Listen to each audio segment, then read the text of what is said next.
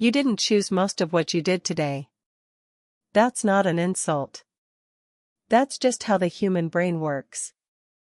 And once you really sit with that idea, once you let it land, everything about why you're stuck, why you keep repeating the same patterns, why you know what you should do and still don't do it, starts to make a completely different kind of sense. Think about your morning. When you woke up, did you consciously decide to reach for your phone? Or did it just happen? Did you choose the order in which you got dressed, brushed your teeth, made your coffee? Or did your body just move through a sequence it already had memorized? Did you think about your commute, or did you arrive somewhere and realize you'd barely registered the drive? Most people go through significant portions of their day on autopilot. Not because they're checked out or irresponsible, but because the brain, which is one of the most sophisticated and energy-hungry organs in the human body, is always looking for ways to be more efficient. And one of the most powerful tools it has developed for doing that is the habit. Here's where I want to start today, because this is the foundation of everything we're going to talk about. Most of us have been taught to think about our habits in terms of discipline. You have a bad habit? Try harder. You can't seem to build a good one? Want it more. Be more consistent. Set an alarm. Write it on a sticky note. Tell a friend. And when that doesn't work, we conclude something deeply personal and painful about ourselves. We decide that we are the problem. That we lack the willpower other people seem to have. That we're just not the kind of person who follows through. But Charles Duhigg, in his landmark book The Power of Habit, offers a completely different diagnosis. And it's one that will either comfort you or challenge you, probably both. The reason you keep repeating behaviors you don't want isn't because you're weak. It's because you've been trying to solve a neurological problem with a motivational solution. And those are not the same thing. Let me introduce you to someone. His name is Michael. He's 34 years old, lives in Columbus, Ohio, works a demanding corporate job, and has been telling himself for the better part of 3 years that he needs to get his life together. He's not a bad person. He's actually incredibly self-aware. He knows he eats poorly. He knows he procrastinates. He knows he spends too much time scrolling and not enough time sleeping. He even knows what he should do instead. He has the apps. He's read the articles. He's started fresh on more Monday mornings than he can count. And yet, every evening, it goes roughly the same way. He gets home from work tired and mentally drained. He tells himself he'll just sit down for 10 minutes. He picks up his phone. 10 minutes becomes 40. He orders food instead of cooking. He watches something he doesn't particularly care about until midnight. He goes to bed later than he planned. He wakes up groggy. He starts the day behind. And somewhere in the back of his mind, he adds another quiet tick to the invisible scoreboard that says, "You failed again." Sound familiar? Maybe the details are different. Maybe it's not the phone, it's the wine, or the cigarettes, or the overspending, or the way you keep avoiding a conversation you know you need to have, or the way you can't seem to start the workout routine you've restarted 17 times. But the structure of that experience? That loop of knowing, failing, judging, and trying again? That's one of the most universal human experiences alive. And here's what I want you to hear right now, before we go any deeper. Michael isn't failing because he doesn't care enough. He's failing because he's trying to fight something he doesn't yet understand. He keeps attacking his behavior, the scrolling, the late nights, the junk food, without ever stopping to ask why that behavior keeps showing up in the first place. He's treating symptoms while the root cause runs quietly in the background, untouched. This is exactly the insight that makes The Power of Habit such a pivotal book. It doesn't ask you to try harder. It asks you to look closer. Because once you understand what a habit actually is, once you see how it forms, what drives it, and what it takes to change it, you stop needing more willpower. You start needing more awareness. So let's talk about what a habit actually is, at the level of your brain. Your brain is constantly processing enormous amounts of information. Every sound, every visual, every sensation, every decision, it's all data. And managing all of that consciously would be exhausting. So the brain does something remarkably clever. When it encounters a sequence of actions that leads to a positive outcome, it begins to automate that sequence. It wraps it into a kind of mental shortcut. And over time, that shortcut becomes so efficient that the brain can run it almost entirely without conscious input. This is actually a gift. Think about learning to drive. The first time you got behind the wheel, you were hyper-aware of everything. Hands at 10 and 2. Checking mirrors. Calculating distance. Managing your speed. It was mentally taxing. But after months and years of driving, you can navigate your regular commute while holding a conversation, thinking about dinner, or listening to a podcast. You didn't get worse at driving. Your brain automated it so your conscious mind could be free to focus elsewhere. The same thing happens with almost every repeated behavior. The brain converts repetition into automation. And that's efficient and useful, right up until the automation starts working against you. Because here's the problem. The brain doesn't evaluate whether a habit is good or bad for you. It doesn't apply moral judgment to the loop. It just notices what you did, what reward followed, and starts wiring that sequence more deeply into your neural architecture. Which means bad habits are encoded with the exact same efficiency as good ones. And once a habit is encoded, it doesn't just disappear when you decide you don't want it anymore. It waits. It stays in the wiring, ready to fire the moment its trigger appears. This is why New Year's resolutions collapse by February. Not because people stop caring, but because they try to override a deeply wired automatic behavior through willpower alone, and willpower, as we'll talk about, is a limited and unreliable resource. You can white-knuckle your way through the urge for a few days. Maybe a few weeks. But eventually, the conscious mind gets tired. And the automatic behavior, patient and efficient, steps back in. So what's the answer? Not more willpower. Not more motivation. The answer is understanding. You have to understand the structure of the loop that's running before you can interrupt it. And that structure has a name. It's called the habit loop. And it is one of the most practically useful frameworks I've encountered in the entire self-improvement space, not because it's complicated, but because it isn't. Once you see it, you can't unsee it. And once you can see the loop in your own behavior, you have something most people never get, a real point of leverage. In the next part of this conversation, I'm going to walk you through the 3 components of the habit loop in detail. We're going to talk about how a trigger sets the whole thing in motion, how the behavior plays out, and what reward keeps the brain coming back.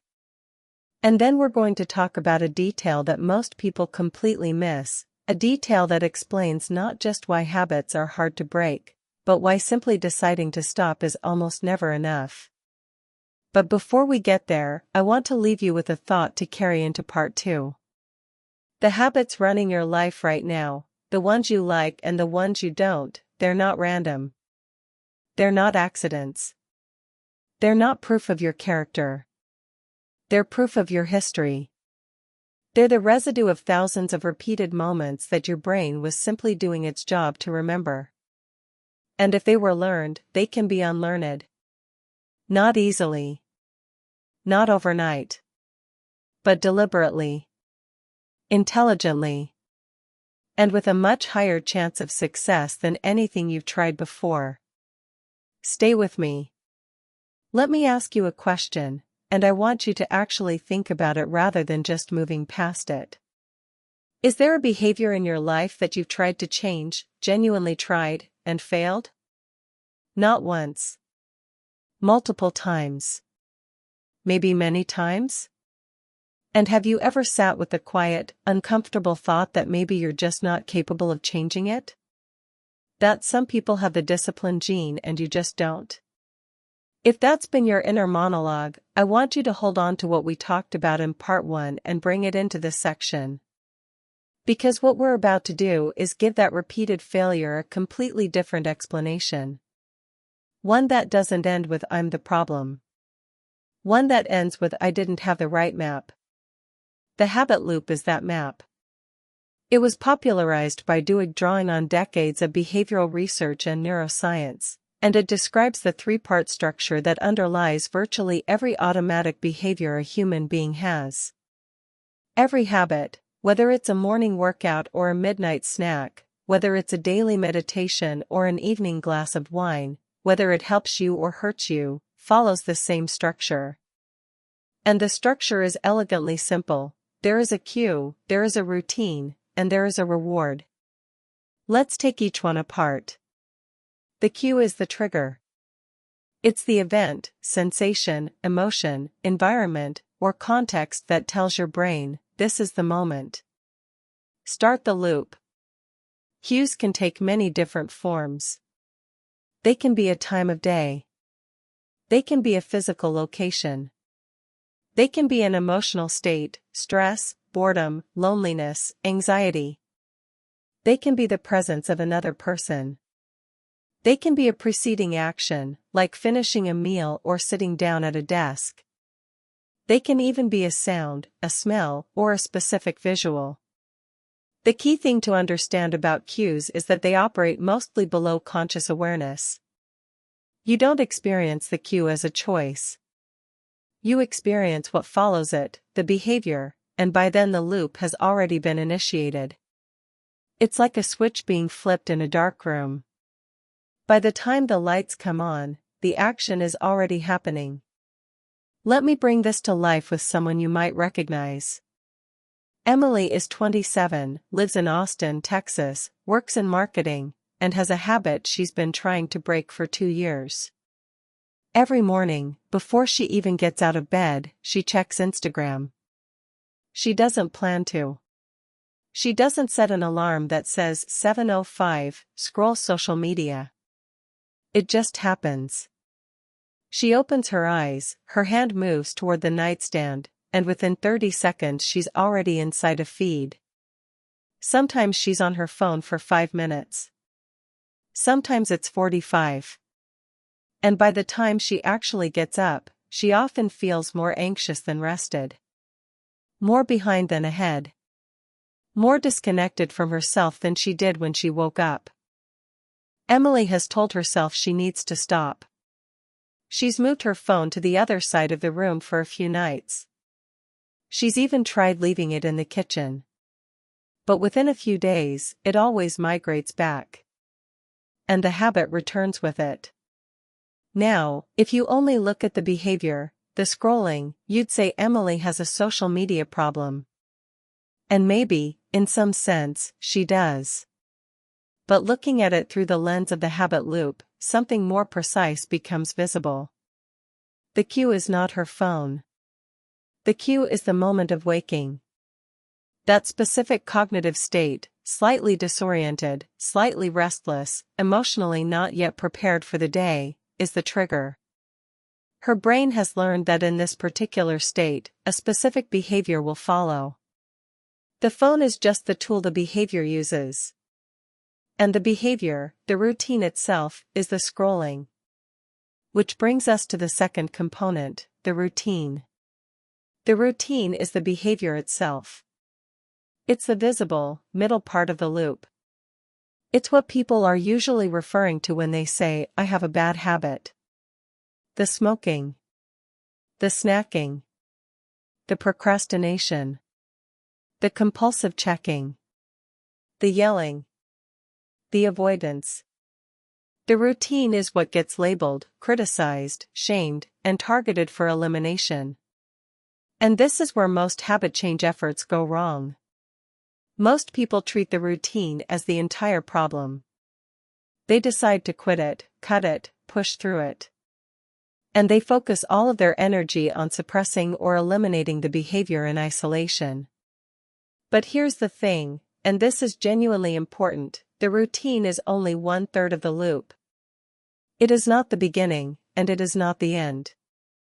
And trying to remove it without understanding what surrounds it is like trying to take one link out of a chain while the rest of it stays intact. The reason the routine exists isn't random.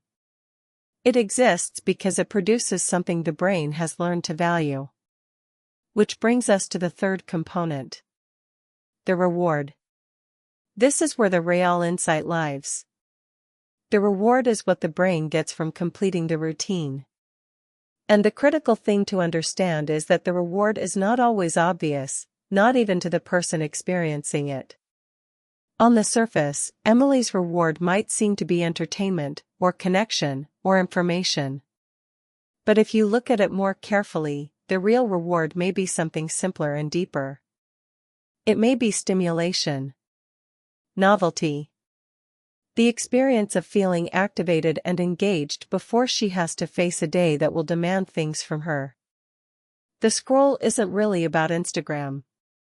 It's about transitioning her nervous system from sleep to wakefulness in a way that feels safe and familiar. That's a very different understanding of the habit. And it opens a very different door for changing it. Think about this for a moment. If Emily knew that the real reward she was seeking was mental activation, a way to warm up her brain for the day, she could start asking a completely different question. Not, how do I stop checking my phone, but what else could give my brain that sense of activation in the morning? Maybe it's a short podcast. Maybe it's a 5-minute news read with coffee. Maybe it's a journal entry. Maybe it's a short walk with music she loves. All of these things serve the same reward. They just use a different routine to get there. This is the golden rule of habit change that Duhigg describes, and it is the cornerstone of this entire framework.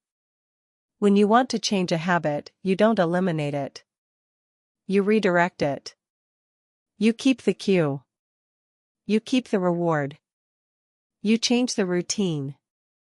Let me walk through one more example, because I want you to really feel how this works before we move on. Imagine someone named Jake. 31. Lives in Chicago. Works long hours at a financial firm. Every day around 3:30 in the afternoon, Jake walks to the vending machine in the break room. He gets a bag of chips or a candy bar. He eats it standing there, maybe chats with someone for a few minutes, and then goes back to his desk. He's been trying to lose weight, and this afternoon snack is the thing he keeps identifying as the obstacle. He's tried skipping it. He's tried bringing healthier snacks from home and then not eating them. Nothing sticks. Let's run the loop. The cue is the time. 3:30. It's also possibly the environment, the familiar afternoon energy slump, the particular fatigue that hits after a few hours of concentration. The routine is the walk to the vending machine, the selection, the eating.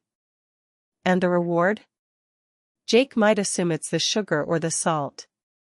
But if you asked him what he actually gets from that afternoon moment, he might describe something closer to a mental break. A pause. A chance to step away from the screen, move his body a little, maybe interact with a coworker. The chips are almost incidental. The reward is the decompression. Now you can see the problem with every approach Jake has tried. He's been trying to eliminate the routine while leaving the cue and the reward unaddressed. The 3:30 slump still comes. The need for decompression is still real. And without a new routine that serves the same function, the old one always wins. But what if Jake's new routine was a brief walk around the block at 3:30? Or a 5-minute conversation with a coworker away from his desk? Or a cup of tea that he drinks slowly while stepping away from the screen? The cue stays the same. The reward, mental break, movement, brief social contact, stays the same. Only the routine changes. And that is a habit change that has a real chance of lasting. I want to pause here and acknowledge something, because I think it's important. This framework sounds simple. Almost too simple. And you might be thinking, if it's this clear, why is it still so hard? Why don't people just do this? And the answer to that question takes us deeper into the psychology, into a layer of the habit loop that most explanations skip over entirely.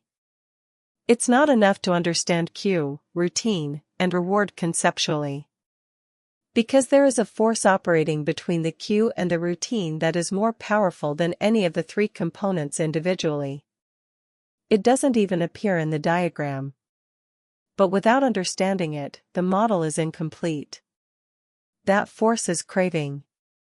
And it is the secret engine of every habit you have.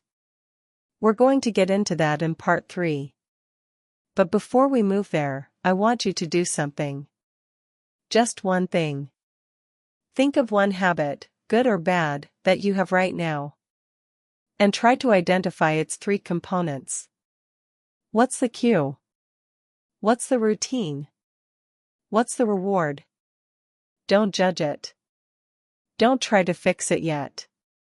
Just observe it.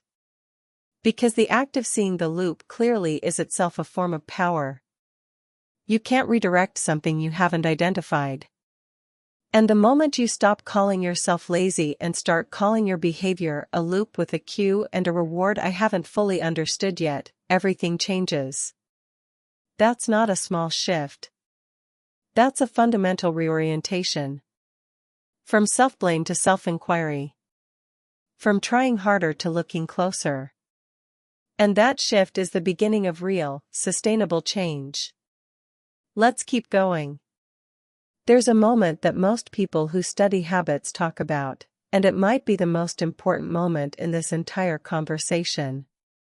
It's the moment just before you do the thing you're trying not to do. You're sitting at your desk at 10:30 in the morning. Work is open on your screen. Nothing terrible has happened. No major stress. No crisis. And yet, almost like a reflex, you feel a pull. Toward your phone. Toward Reddit. Toward a YouTube rabbit hole. Toward the kitchen for something you don't actually need. And if someone asked you in that moment, why are you doing this, you might not be able to give a satisfying answer. Because it doesn't feel like a choice. It feels like gravity. What is that pull? Where does it come from?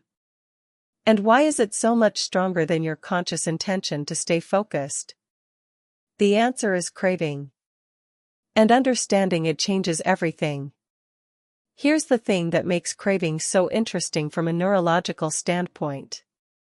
When your brain encounters a cue that has been reliably followed by a reward in the past, it doesn't wait for the reward to arrive before it responds.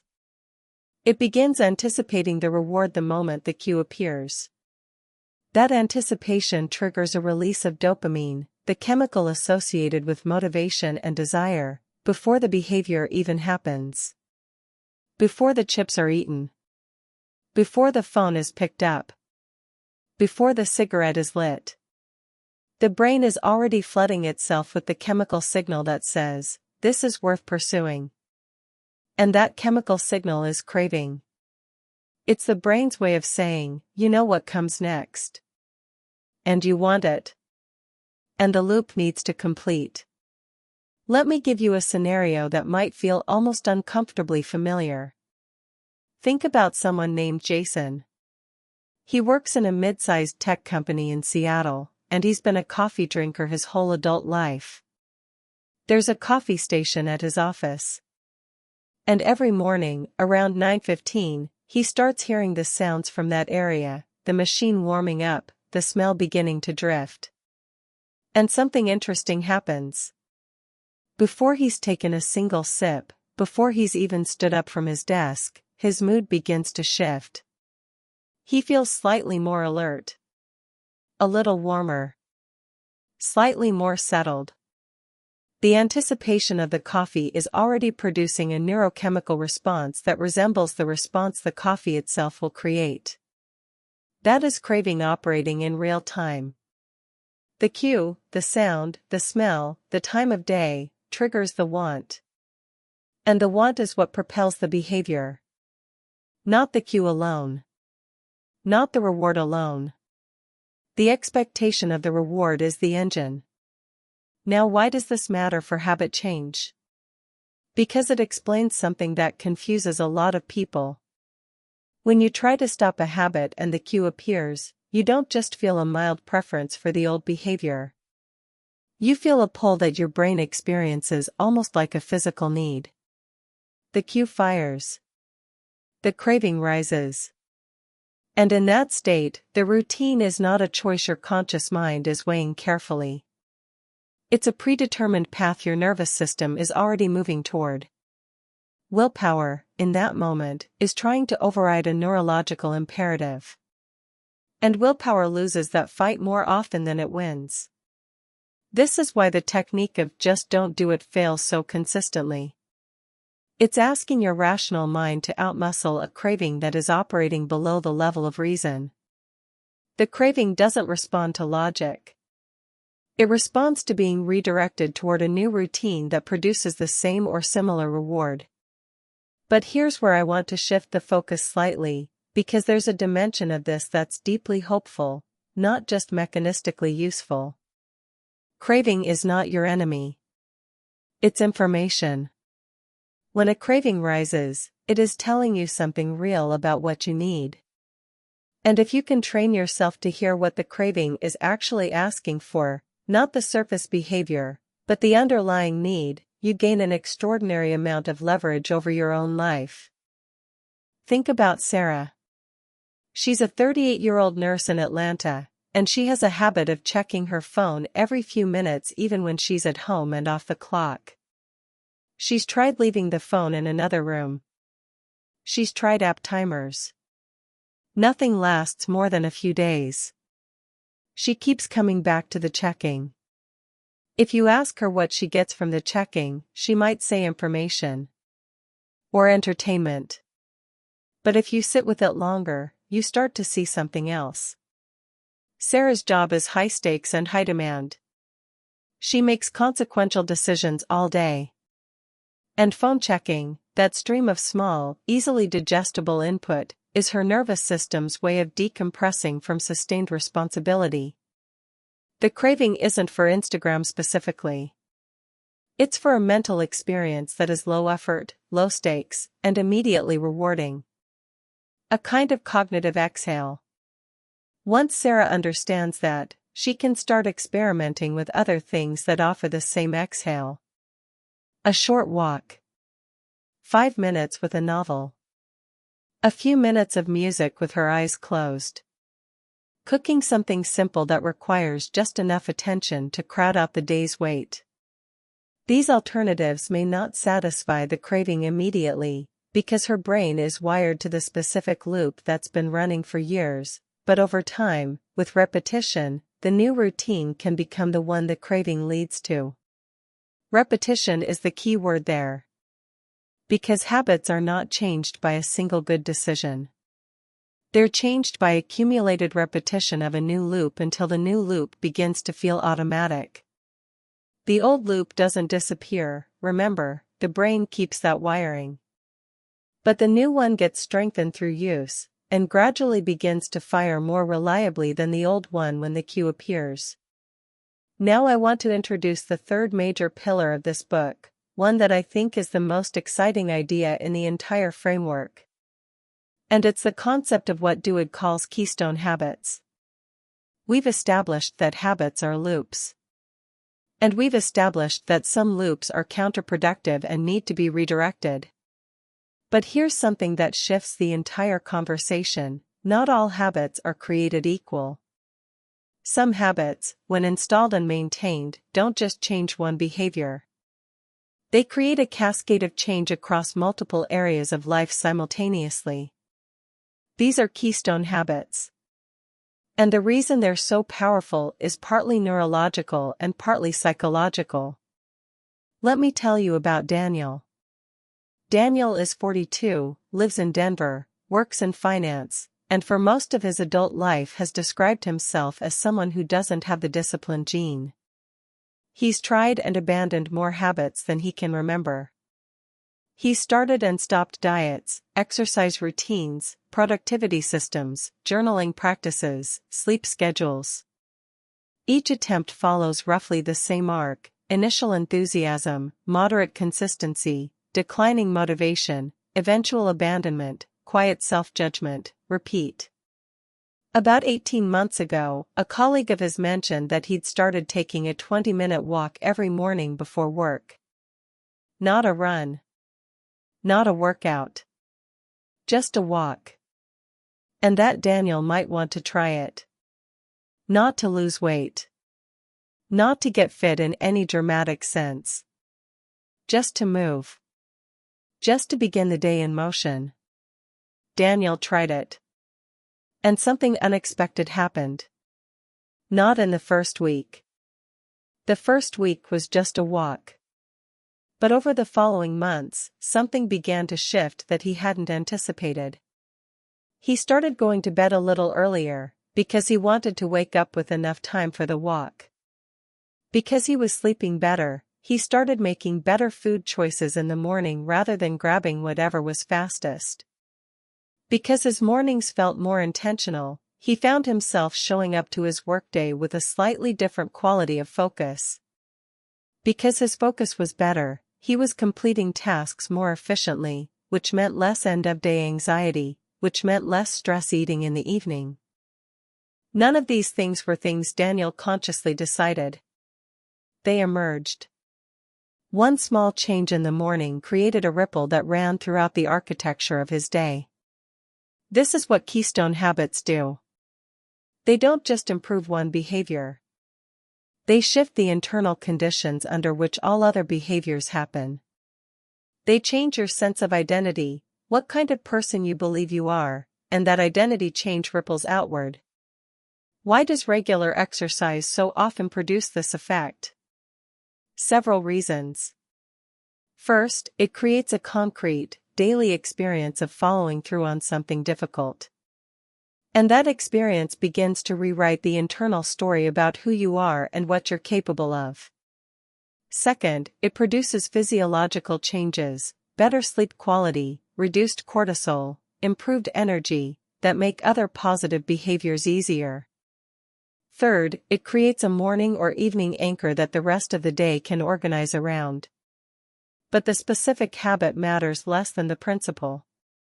The principle is this: if you want to change multiple things about your life and you feel overwhelmed by the scope of what needs to change, start by looking for the keystone.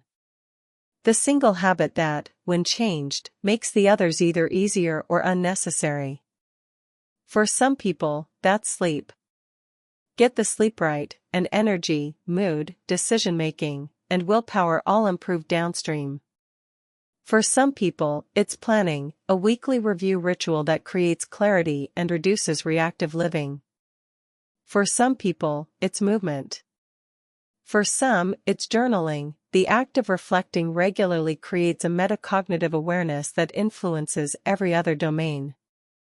The keystone isn't the same for everyone. But the logic is universal. Small habits matter not just because of what they produce directly, but because of what they signal, to your brain and to yourself, about who is in charge of your behavior. And the answer, when a keystone habit is working, is, you are. Now, there's one more thing I want to address before we move into part 4, where we're going to give you the actual 3-step method for changing a habit.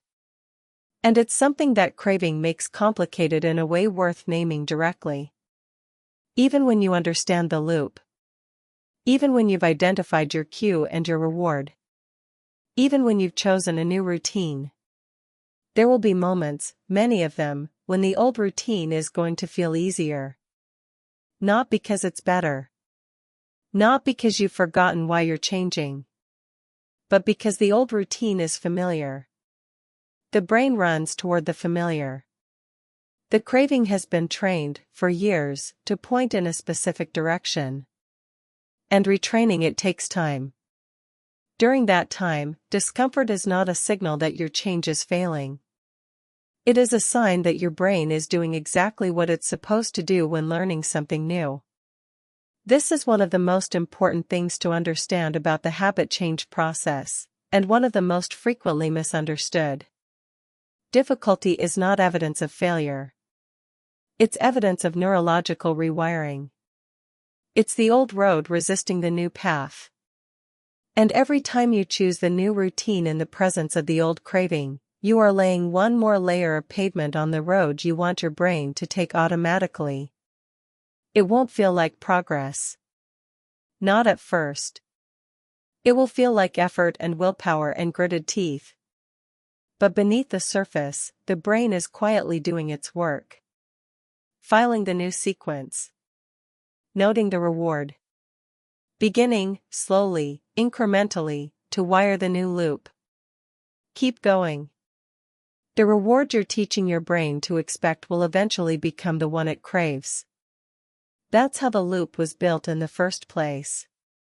And that's exactly how it gets rebuilt. We've covered a lot of ground together, and I want to acknowledge that before we go further.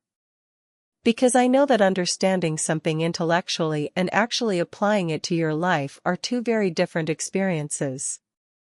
You can understand the habit loop perfectly, nod along to every example, and still walk away feeling uncertain about what to actually do on Monday morning when the old craving shows up and your new plan is still theoretical. So this is the part where we make it concrete. Specific. Personal. This is the part where the insight becomes a tool. I'm going to walk you through 3 steps. Not 10. Not a complex system that requires an app or a journal or a full life audit. 3 steps. And they map directly onto the loop we've been building this entire conversation around. But before I give them to you, I want to say something that I think matters more than the steps themselves. You are not starting from zero. Everything you've done up until now, every failed attempt, every abandoned habit, every morning you promised yourself you'd do something and then didn't, that wasn't wasted time. It was data. It was you running experiments without a proper framework. And the reason most of those experiments failed wasn't effort. It was incomplete understanding. You were trying to change the output without examining the system. Like adjusting the volume on a TV that isn't plugged in. Now you have the framework. Now the effort you were already willing to put in has somewhere useful to go. Let's begin. Step 1. Identify the cue. This sounds obvious. It isn't. Because cues, as we discussed, operate mostly below conscious awareness. Your brain has been linking the trigger to the behavior automatically for so long that you often don't experience the cue at all. You just suddenly find yourself in the middle of the routine. So the first step is deliberate observation. It's slowing down enough to notice what was happening right before the behavior began. Here's a practical approach. When you notice a habit you want to change has just occurred, or is occurring, stop and run through a short checklist of 5 possible cue categories. What time was it? Where were you? What was your emotional state? Who was around you? What happened right before this moment? These 5 categories cover the vast majority of cues. And when you ask them consistently, patterns begin to emerge. Maybe you notice that you always stress eat in the car on the way home from work, not at home. The cue might be the specific psychological state of transitioning between roles, from work you to home you. Maybe you notice that your procrastination spikes most sharply on Tuesday afternoons, not randomly. The cue might be a specific weekly meeting that drains you and leaves you feeling unproductive. Maybe you notice that you only smoke when you're around a specific friend. The cue is social and contextual, not chemical. The point isn't to judge what you find. The point is to find it. Because you cannot change what you haven't seen. And most people spend their entire lives fighting symptoms without ever locating causes. Give yourself a week of observation before you try to change anything. Just watch. Just notice. And write it down if you can, even a quick note on your phone. The act of naming the cue makes it conscious. And conscious is the first step toward controllable. Step 2, understand the real reward. This step is where honesty matters most. Because the real reward is not always the one that looks obvious from the outside. And if you target the wrong reward with your new routine, the new routine won't stick. The craving will keep pointing back toward the original behavior because the original behavior was serving a need that your new plan isn't addressing. So how do you find the real reward? Experiment. Try this approach. Over the next few times the habit occurs or the urge arises, instead of automatically running the routine, try a few different things. Try a short walk. Try calling someone. Try a piece of fruit or a cup of tea. Try 5 minutes of quiet. And after each alternative, ask yourself, does this scratch the itch? Does this satisfy what was pulling me toward the old behavior? You're not committing to anything yet. You're running experiments. And over several attempts, the real reward will become clearer.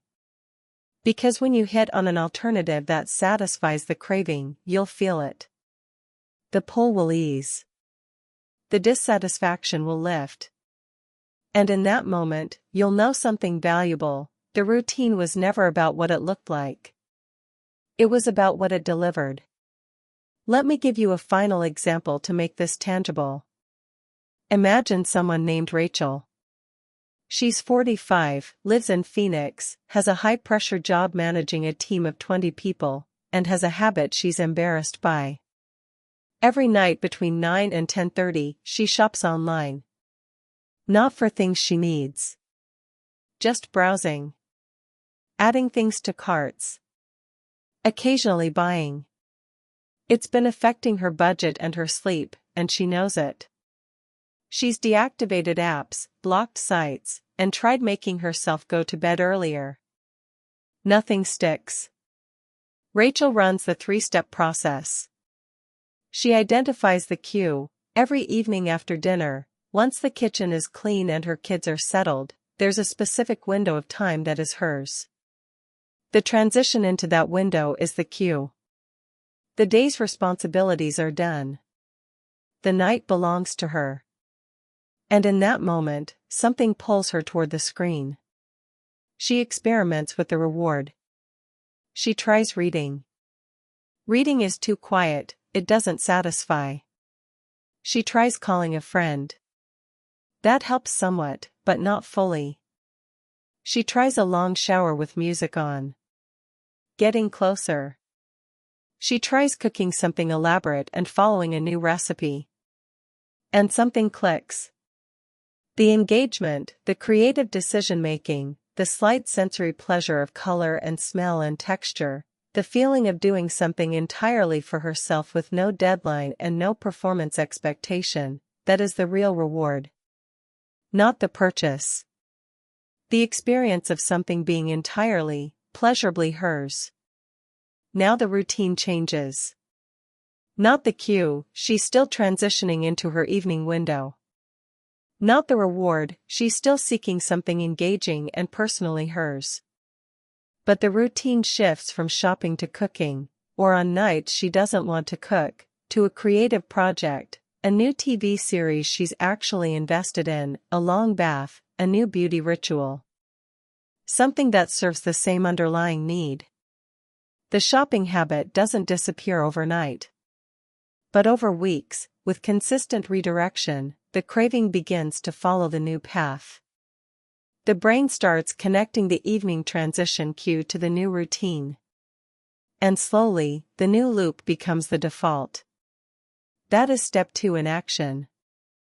Step 3. Replace the routine.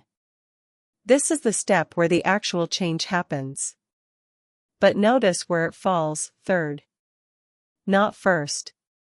Because trying to replace the routine before you understand the cue and the real reward is like renovating a house without knowing which wall is load-bearing. You might knock down the wrong thing and the whole structure becomes unstable. Once you know your cue and you've identified your real reward, the job of finding a new routine becomes vastly more manageable. Because now you're not trying to find something that eliminates the need. You're trying to find something that serves the same need more intentionally. A few things to keep in mind as you build the replacement routine. The new routine needs to be as easy to access as the old one, preferably easier. If your old habit was reaching for chips because they were sitting on the kitchen counter and your new habit requires going to the gym, the friction difference is enormous and it will work against you. Make the new routine low friction. Prepare it in advance. Make it visible. Make the old one harder. Put the chips in a cabinet. Put the gym bag by the door. The new routine needs to produce the reward reliably and relatively quickly. If the reward is delayed significantly, the craving won't make the connection and the loop won't form. Choose something that delivers the payoff, real decompression, real stimulation, real comfort, not just something that seems virtuous but feels like sacrifice. And give the new routine enough repetitions before judging it. The discomfort of the unfamiliar is not evidence that the new routine is wrong. It's evidence that the old loop is still wired strongly. Every repetition of the new routine in response to the old cue is a vote for the new pattern. You need enough votes before the pattern begins to feel automatic. And that number is different for everyone and every habit, but it is always more than a week and usually more than a month. Be patient with the process. Not indulgent, patient. There's a difference. Indulgent means abandoning the routine when it gets uncomfortable and calling it flexibility. Patient means acknowledging the discomfort, understanding what it means neurologically, and choosing the new routine anyway. Now I want to address something that I know is sitting in the back of some of your minds. Because it's in the back of every mind when this conversation reaches this point.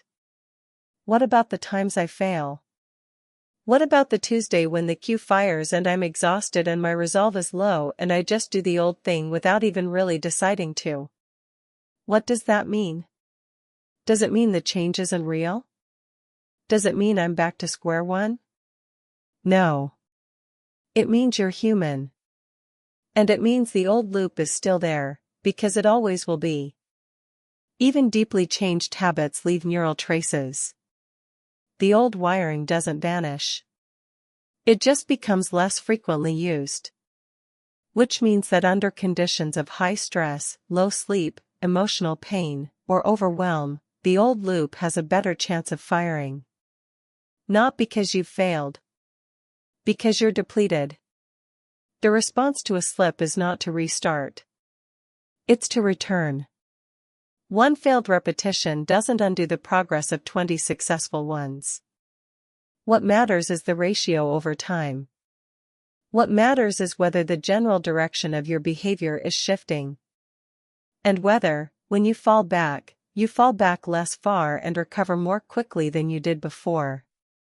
That is growth, even when it doesn't feel like it. And here, I want to bring us back to keystone habits for a moment. Because the most powerful thing you can do, especially if you feel overwhelmed by multiple areas of your life that need changing, is to stop trying to fix everything simultaneously and start looking for the one lever that shifts the most. What is the habit in your life that if you changed it, would make other changes easier or even unnecessary?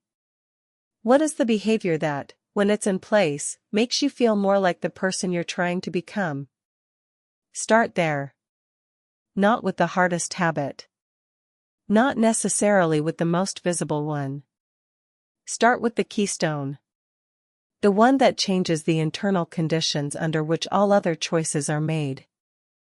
For many people, that is sleep. Get consistent, high-quality sleep, and energy, mood, willpower, and decision-making all improve, and suddenly, the habits you were struggling to maintain become significantly easier. For others, it's a morning routine. Even 15 minutes of intentional time before the day's demands begin, a walk, a journal, a few minutes of silence, creates a psychological foundation that influences every hour that follows. For others still, it's movement, or meal preparation, or a weekly review, or a specific evening wind-down ritual that signals the brain that the day is ending and recovery can begin. Find your keystone. Pour your first, best effort into that. And watch how the ripple begins. I want to close this conversation with something I think is true and important and worth sitting with for a moment.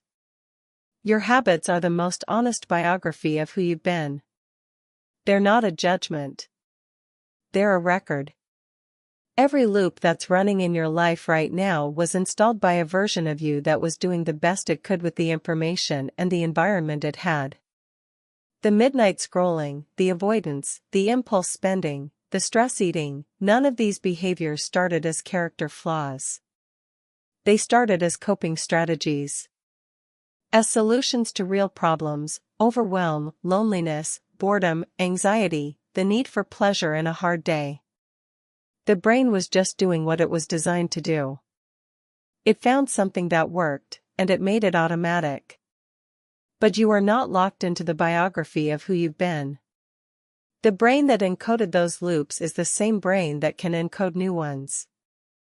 The same efficiency that made your worst habits automatic can be redirected to make your best ones automatic.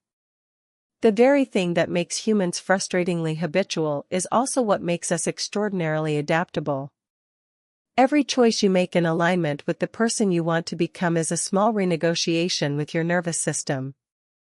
A quiet message to your brain that says, "We are doing something different now." And at first, your brain will resist. Because it knows the old way. Because the old way is efficient and familiar. But with enough repetitions, enough patience, and enough times choosing the new routine in the presence of the old cue, the message gets received. And then, one day, not dramatically, not with fanfare, you'll find yourself in a moment that used to reliably trigger the old behavior. And instead of fighting it, you'll just do something different. Without struggle. Without conscious effort. Without willpower. Because the new loop has become the automatic one. That is what change actually looks like. Not a transformation. Not a breakthrough. Just a quiet Tuesday morning when you drink the tea instead of reaching for your phone, and then forget you even made a choice. That is the power of habit, turned in your direction. And it starts with one loop. One cue you decide to see clearly. One reward you get honest about. One routine you choose to replace. Not tomorrow. Now. If this conversation gave you a clearer lens for understanding yourself, your behaviors, your patterns, your potential, then you already know the value of this kind of deep, honest exploration. This channel exists for exactly that, to take the most important ideas in self-improvement and deliver them in a way that actually changes how you think, not just how you feel for an hour. If that's the kind of content you want more of, stay here. Subscribe if you haven't. Share this with someone who's in the middle of a fight with a habit they can't seem to win. Because they might just need the right map more than more motivation. Your habits are not your destiny. They're your current default settings. And default settings can always be changed.